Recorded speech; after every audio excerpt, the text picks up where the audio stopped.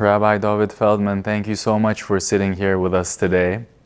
And we're filming this interview at a time where student activists across the US are being arrested for their pro-Palestine activism with claims that they're being anti-Semitic. What's your take on all of this?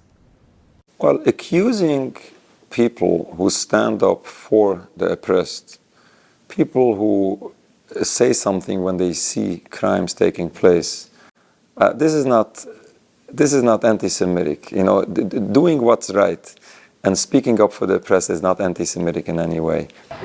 When these students, it's not only the students, it's so many other people are being attacked with this false accusation of anti-Semitism.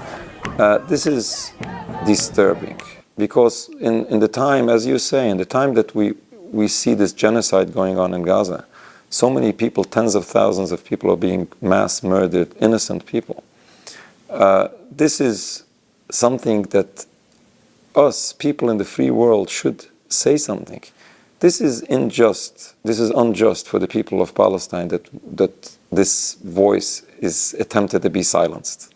But it's not only doing injustice for the Palestinian people, this is doing injustice for the Jewish people as well. Because when you conflate Judaism and Zionism, you conflate anti-Zionism with anti-Semitism, you're making a statement as if all Jews support all what's going on and as if all Jews are accountable to what's going on. But we always need to know better than that. And we try to educate people to understand that anti-Zionism has nothing to do with anti-Semitism, because Judaism and Zionism are not the same. Judaism is a religion. Zionism is a political movement. Should never be conflated. Yes, and New York is one of the hotspots, shall we say, of Judaism, with over 2 million Jews living in this city. And as you say, some of them are anti-Zionist. But meanwhile, some of them support the state of Israel and, identify as Zionist. And sometimes we see them confronting you because of your stance. What's your take on them? Well, first of all, as you say, New York is a very good example. Yes, there are a lot of Jewish people in New York. Many of them support Israel, but there's a massive community who is anti-Zionist. And people might not know because the mainstream media would never show you that. Like, for example, there was a couple of years ago, there was a huge mass anti-Zionist rally, a Jewish anti-Zionist rally in front of the Israeli consulate on 2nd Avenue, Manhattan. And then CBS would announce that there is a traffic jam on 2nd Avenue. And they would not say what the reason is. In other words, they purposely, intentionally ignore what is going on. So many people have no idea. But there is a massive religious Jewish anti-Zionist community who are outspokenly against Israel. But what's important to understand is that not everyone comes out in each and every occasion.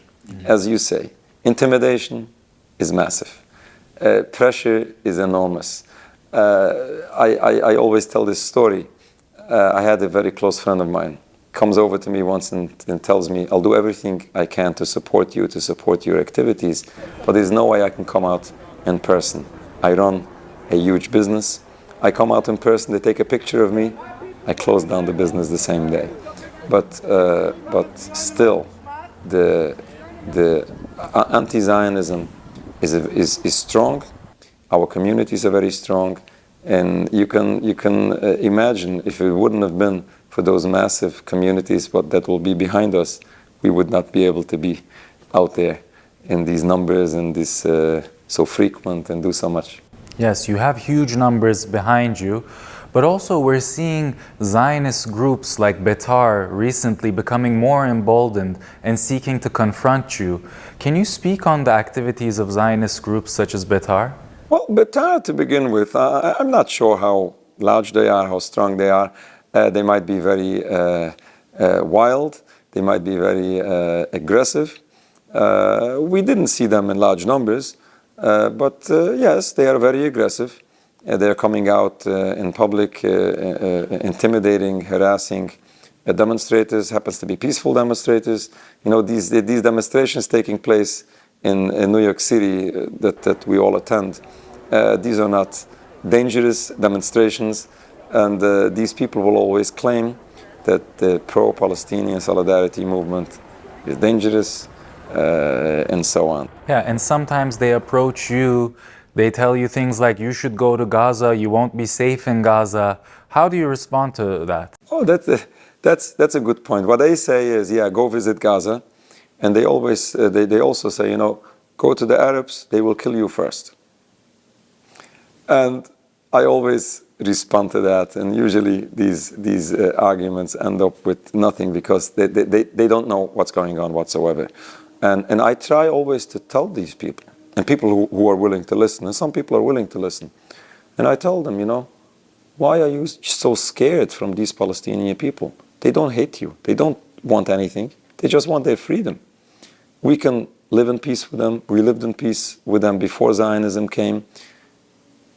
They were always respectful for Jews, and they still are. But in the same time, they are deeply upset and against the crimes being committed to Palestine, which doesn't make these people anti-Semitic, doesn't make these people dangerous for Jews. While in the same time, yes, those people are vehemently opposing this occupation of Palestine. Now, when you find people on the street protesting the genocide in Gaza, this is not about protesting the Jewish people. This is not about protesting the Jewish religion. This is about crimes and which they are opposed to. And we as Jewish people share their frustration, and we share their pain of people who are disturbed when all of this is taking place. What do you say to those who maybe agree with what you're saying, but also say that Jewish people need a strong Israel to be safe? This is one of the arguments that the Zionists are using, that Jewish people suffered in the Holocaust. We are in exile for the past 2,000 years. It's about time for us to have a safe haven. And most of the time, this is religion is being used into these conversations. They are trying to use religion, some concepts of the Jewish religion, to justify this claim. But what one needs to understand is basically 2 points. First of all, this is not Judaism. According to Judaism, we are forbidden to create this so-called safe haven for the Jewish people. According to the very basics of Judaism, there's a concept of Jewish exile, which is a divine decree, which we are forbidden to end by any physical means, even if we find that this building is a safe haven would be in our favor. According to our religion, this is forbidden. We accept the decree of God, whether it is comfortable or it isn't. We accept the word of God that we should not end this exile by any physical means, and we leave this up to God for Him to end our exile. This is exactly what Judaism teaches us, that it's only God Himself, that will bring the ultimate redemption, where all humanity together will serve the one God in peace and brotherhood. Zionism is forbidden. Safe haven is Zionism. But I have to add this other point. All of this would be true even if this would have been the safe haven for the Jewish people, even if this would have been the favor of Jews. But it happens to be that the state of Israel is the greatest danger for the Jewish people. While we lived in Palestine in peace, it is the occupation of Palestine which has destroyed this peace. And in addition, I have to add that, coming back to the previous point, even if this would have been in the favor of the Jewish people, we should never oppress another people. We should never harm another people because it might be in our interest. Certainly very interesting points you're making there, philosophically and religiously, very interesting arguments. But Zionists often use religious arguments to justify the existence of Israel. How do you respond to those claims? And also, Zionists equate Judaism together with Zionism. And what's your take on that? Zionists are conflating Judaism with Zionism because they need Judaism to support their movement of Zionism. But what happens here is something very ironic and very hypocritical. You have a movement of Zionism, which is officially a secular movement. It's not only secular, because the founders of Zionism and the people, the Zionists today, are not only secular, they basically, many of them, hate Judaism. They hate God and his religion. For example, I have a friend of mine who grew up in Zionist education, grew up in Jerusalem. And he told me that what he was taught is that we, the Jewish people, have two enemies. Now guess who the two are and who the first is. The first is the religious Jew, and the second is the Arab. Now, both of this is wrong. The religious Jew is basically the Jew, but this is how they hate religion, the Jewish religion, and they hate religious Jews, and which just shows you how far away they are from Judaism. But that movement, the movement of Zionism, who is secular and who refuses to follow Judaism, they misuse this very same religion they refuse to follow, and they misuse it to justify crimes which are forbidden in this very same religion, because killing and stealing, oppressing an entire people, all of this is forbidden in Judaism. And as I said before, the whole concept, the idea of Zionism to build a sovereign homeland for Jews is in total contrast of Judaism. Now, seeing a secular movement misusing the religion doesn't make sense in the first place. But what my response to those people is, we can only explain and educate that while you are misusing the Jewish religion in each and every way is in total contrast to this movement of Zionism. And when we take a look at what's happening right now, overall in the Middle East with President Trump taking office, he ran as being a president for peace, and he promised that he can bring peace not only to the Middle East, but to Ukraine and many other regions. How is your take on how his administration, their policies have been so far, and do you have hope for peace? Now, I'm not a politician. Now, I'm not sure exactly what can be done in each and every conflict around the world. But when it comes to Zionism, it comes to Palestine, what we are presenting is, we are presenting the view of Judaism, of our religion. And yes, we do see the approach that our President of the United States has taken. We always say to politicians, we appreciate when politicians or individuals extend the hand for the Jewish people. We definitely appreciate, but we try to educate and to explain that supporting Israel is not in favor of the Jewish people. Supporting Israel is doing so much harm to the suffering people of Palestine and so much harm for the Jewish people. We do everything we can to explain, to educate, that Judaism is not Zionism. And in this climate, when some are afraid of speaking out, as you said, they're worried about losing their businesses, how important is it for Jewish voices like yours to speak out for Palestine? Well, it is extremely important for us to speak up for many reasons. First of all, the oppressed people of Palestine deserve that people in the free world should speak up. And without Jewish people coming out, the rest of humanity is being intimidated, of being anti-Semitic.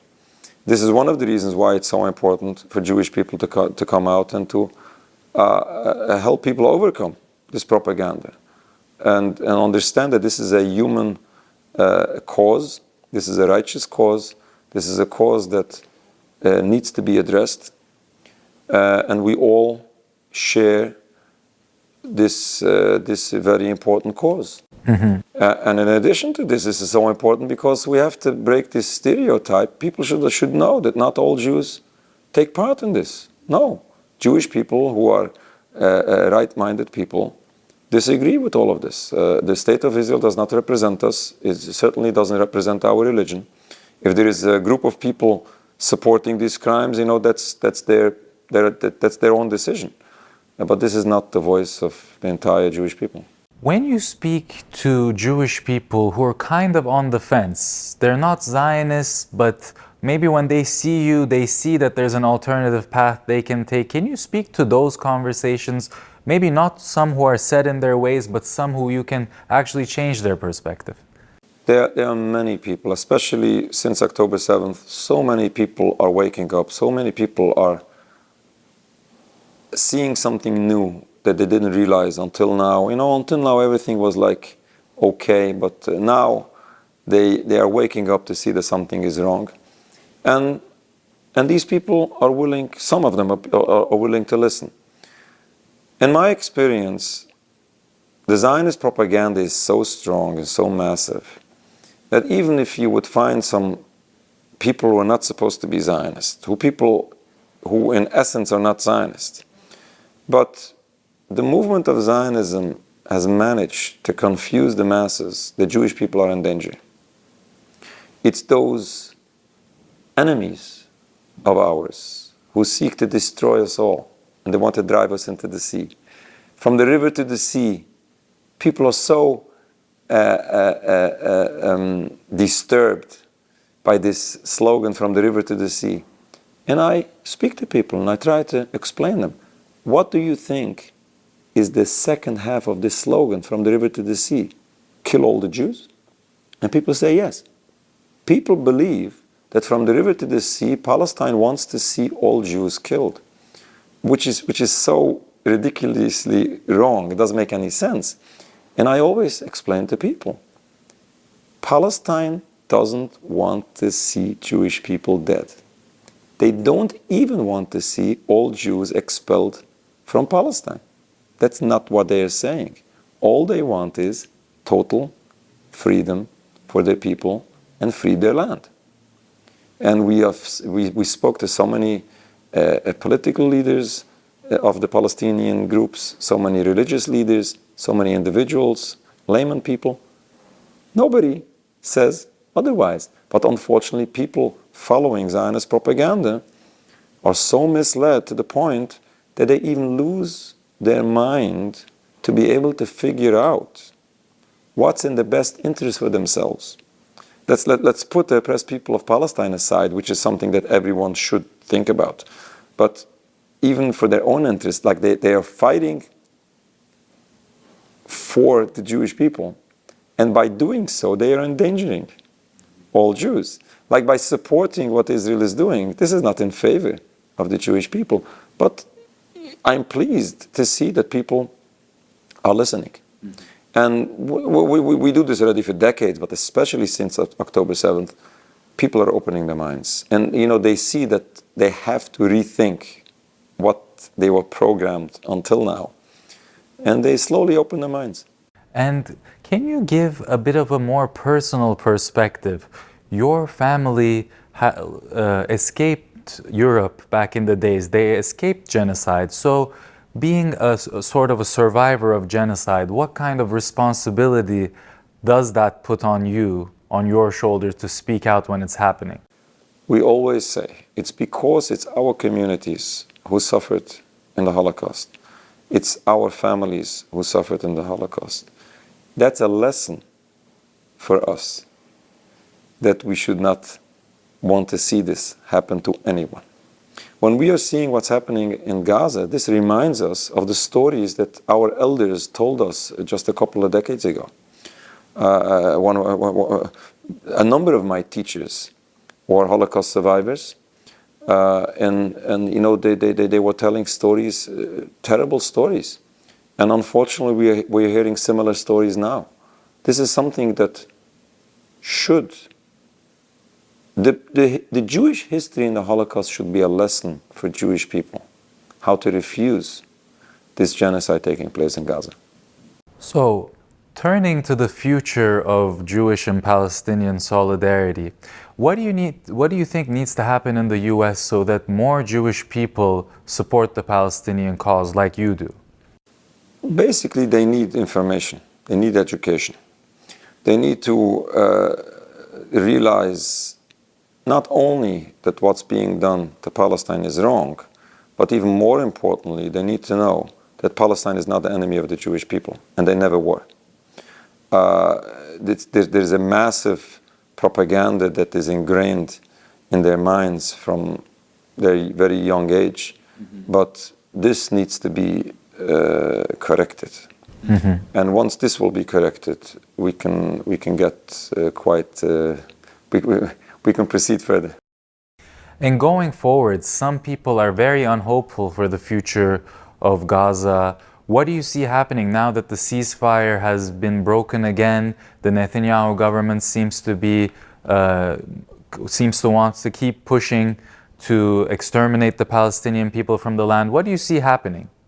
I'm not sure exactly what's going to happen in Gaza. I hope for the best. But generally speaking, with Palestine, I see a better future. Why? Because we see, at least since October 7th, even before, people are waking up. The general public is changing their views. Public opinion is shifting. Maybe we have to give credit to Netanyahu for waking up the people. I always say it's so sad when we have to pay this terrible price for people to wake up.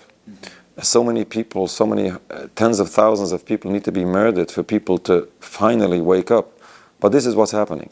But while they're waking up on one end, but also on the other end, here in the US, there's a lot of crackdown against pro-Palestine demonstrations. As we mentioned earlier, people are getting snatched up of the street. Do you have any worries for you, for your community, because you're standing up for Palestine? Could something happen to you? Well, it can happen. It can happen. But to be clear here, this is not showing that it's not being successful. On the other way around, we see this as success. If there is no response to the pro-Palestinian solidarity movement other than physically cracking them down, then this is an achievement. In other words, there is no other reasonable response. And how has this response been? Has there been threats against you, against your community? Well, we have threats from time to time. We have physical attacks from time to time. It's okay. It's okay. You know, we expect this to happen. We expect that the other side is strong and aggressive. But again, this is encouraging because this is all they can respond with. They have no logical or reasonable or proper religious argument to make here. So in the face of threats, you're actually saying that this means that your activism is working because now people are getting worried and they're taking backlash against you. But we're also seeing backlash to students, such as the Turkish student who was recently arrested, Rümeysa Öztürk, Mahmoud Halil, a student from Colombia who perhaps you demonstrated with very closely. What's your message to these students out there who are maybe worried and who are looking for guidance on what to do in this time? Well, all we can say is, yes, it's difficult. Yes, it's challenging. But at the same time, all of us, know that what we are doing is right. I cannot necessarily advise people exactly what to do or not to do. That's the choice of the individuals in the face that we can face backlash. But we are speaking up for humanity. We are doing a righteous deed. We please God by our acts. And this is what needs to be done. Now, who should be those doing it? That's up to the individual. And can you talk a bit about your experiences when you went to Gaza or when you've been to other countries in the Middle East? How were you received by the people there? Perhaps you can explain it in a way for other Jewish people who've never been. What would their experience be if they went? This is a very important question because our personal experience is shocking for general Jewish people. We visited Gaza, and this was after the beginning of the siege. This was in 2009. Gaza is the most affected people from this conflict, from this war. And people were questioning before we went whether it's going to be safe, because after all, these people should be dangerous to people who harm them. But this wasn't the case. They knew exactly who we were. They knew that we're not the enemy. They had no problem with us as Jewish people. We met Ismail Haniyeh, who was the prime minister of Gaza at the time. And he said to us, privately in a meeting and then publicly in a press conference, he said, we have nothing against the Jewish people, neither against the Jewish religion. We are against the occupation. This makes simple sense. I always take these stories back to our communities and I tell the people, Palestine is not dangerous to the Jewish people. I visited Gaza, I visited many other Muslim countries. Frequently I visit Muslim or Arab conventions. And guess what? I came home alive. It's not dangerous at all. People need to know this. And people who only follow mainstream media or Zionist media, generally speaking, they don't have even a chance to interact with any Palestinian or Muslim to have personal experience, which is it's very unfortunate, because their information is being built on fabricated propaganda versus facts on the ground.